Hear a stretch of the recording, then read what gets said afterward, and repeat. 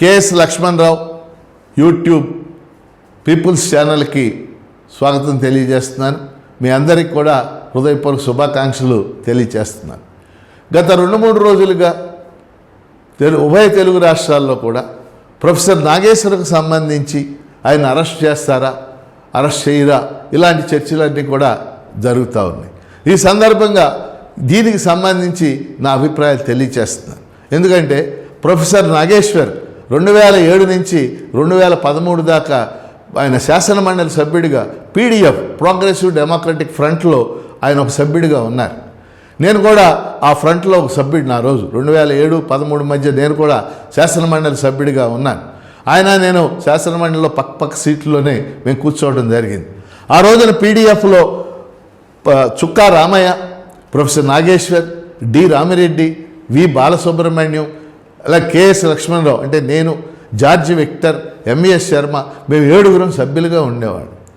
Professor Nageshwar ఎంత నిబద్ధతతో ప్రజా సమస్యల్ని ఆయన ప్రభుత్వం దృష్టికి తెచ్చాడో ఆ రోజు ఉన్నటువంటి వాళ్ళందరికీ, ముఖ్యమంత్రులకు కానీ మంత్రులకు కానీ, ఆ రోజు ఆర్థిక మంత్రి కె రోసీ గారు అయితే నాగేశ్వర్ చీడు దగ్గరికి వచ్చి ఆయన కూర్చుని మాట్లాడుతూ ఉండేవాడు, అనేక ఇష్యూలు మాట్లాడుతూ ఉండేవాడు. ఆ తర్వాత ప్రొఫెసర్ నాగేశ్వర్ జర్నలిజం ప్రొఫెసర్గా వేలాది మంది విద్యార్థులను తీర్చిదిద్దాడు.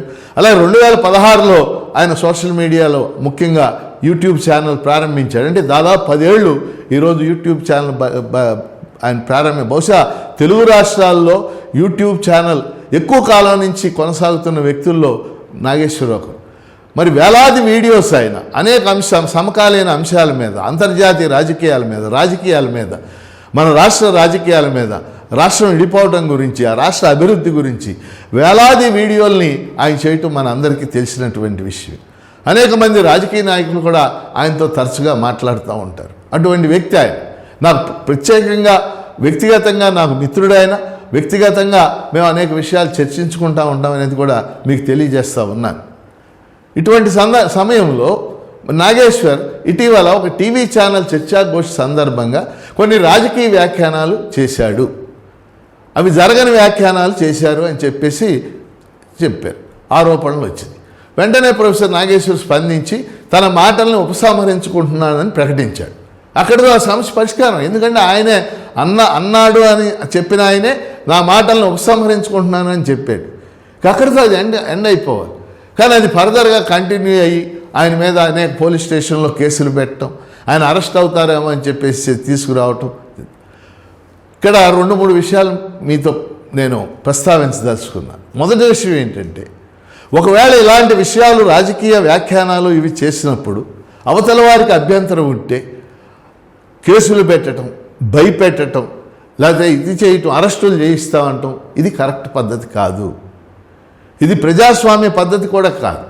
భారత రాజ్యాంగం భావ ప్రకటన స్వేచ్ఛ ఉంది, right to freedom of expression, article 19 మన అందరికీ తెలుసు. ఒకవేళ ఏదైనా ఇబ్బందులు ఉన్నాయనుకోండి మాట్లాడిన దాంట్లో, న్యాయస్థానానికి వెళ్ళొచ్చు, లేదా ప్రెస్ కౌన్సిల్ ఆఫ్ ఇండియా ఉంది. ఏ జర్నలిస్టు, నాగేశ్వర్ ఒక జర్నలిజం ప్రొఫెసరు, ఆయన జర్నలిస్ట్ కూడా, పత్రిక నడిపాడు, ఆయన విశ్లేషణ ఎనాలిసిస్ అనే ఒక పత్రికను నడిపాడు. ఆయన మాట్లాడిన దాంట్లో ఇబ్బంది ఉందనుకోండి, మీరు వెంటనే ప్రెస్ కౌన్సిల్ ఆఫ్ ఇండియాలో అక్కడ ఫిర్యాదు చేయొచ్చు, కోర్టుకి వెళ్ళొచ్చు.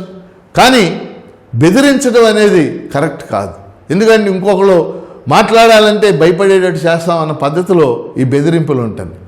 మనం గత కొన్నేళ్లుగా భారతదేశంలో కానీ, ఆంధ్రప్రదేశ్లో కానీ, ఇతర ప్రాంతాల్లో మనం పరిశీలించినప్పుడు భావ ప్రకటన స్వేచ్ఛకి భంగం కలుగుతుంది అనేది మనకి అర్థమవుతూ ఉంది. ఈరోజు ఉపా చట్టాన్ని ఉపయోగించి అనేక మంది జైళ్ళలో పెట్టారు. ప్రభుత్వ వ్యతిరేక ప్రకటనలు చేశారని, ప్రభుత్వానికి వ్యతిరేకంగా మాట్లాడారని. దీనివల్ల ఏం జరుగుద్ది? నష్టం జరుగుద్ది. ప్రజాస్వామ్య స్ఫూర్తికే నష్టం జరుగుద్ది. ఇది మంచి విషయం కాదు కదా. ప్రజాస్వామ్యంలో పాజిటివ్గా అంటే నిర్మాణాత్మకంగా విమర్శించాలి. ప్రజాస్వామ్యానికి ఉన్న లక్షణంలో అది. ప్రజాస్వామ్యంలో ప్రతిపక్షాలు విమర్శ చేస్తాయి, మేధావులు విమర్శలు చేస్తారు. విమర్శ అనేది ప్రజాస్వామ్యం యొక్క ఒక లక్షణం. అది కన్స్ట్రక్టివ్గా ఉండాలి విమర్శ, అది కూడా నేను చెప్తా ఉన్నాను.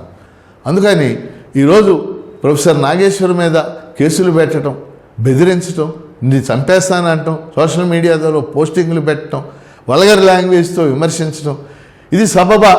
ఇది న్యాయమా? దానివల్ల ఏమిటి మీరు సాధించేది? నాగేశ్వర్ని విమర్శించే వాళ్ళు ఉండొచ్చు, కానీ ఆయన వైపు కూడా ఇవాళ లక్షలాది మంది నిలబడి మాట్లాడుతున్నారు. సోషల్ మీడియాలో ఆయన గురించి పెట్టినటువంటి పోస్టింగ్స్ మీరు చూడండి. ఏదేమైనప్పటికీ ప్రజాస్వామ్య వ్యవస్థలో విమర్శ అనేటటువంటి ఆ స్ఫూర్తిని కొనసాగించాలి.